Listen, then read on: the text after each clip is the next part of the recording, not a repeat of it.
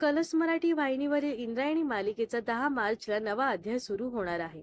निरागस, निष्पाप, गोड, सालस, अवखळ अशा छोट्या इंदूचा प्रवास संपणार असून आता मोठी इंदू नव्या आव्हानांना सामोरी जाताना दिसणार आहे. अभिनेत्री कांची शिंदे मोठ्या इंद्रायणीच्या भूमिकेत पाहायला मिळणार आहे. तसेच मोठ्या गोपाळच्या भूमिकेत कलर्स मराठीचा जुना लोकप्रिय चेहरा झळकणार आहे.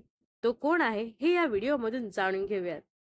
2019 मध्ये रमाबाई आणि माधवराव पेशवे यांच्यावर आधारित असलेली स्वामिनी मालिका आली होती. या मालिकेत सृष्टी पगारे, ऐश्वर्या नारकर, रेवती लेले, अमोल वावडेकर, सुरभी भावे, नीना कुलकर्णी, अभिषेक राहाळकर, अनिल गवस, उमा पेंढारकर असे तगडी कलाकार मंडळी पाहायला मिळाले होते.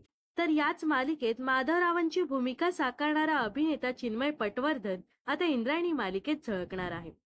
मोठ्या गोपाळची भूमिका चिन्मय साकारणार आहे. या दरम्यान चिन्मय पटवर्धनच्या कामाबद्दल बोलायचं झालं तर त्याने स्वामिनी मालिकेनंतर बऱ्याच नाटकात, शॉर्ट फिल्म मध्ये विविध भूमिका निभावल्या आहेत.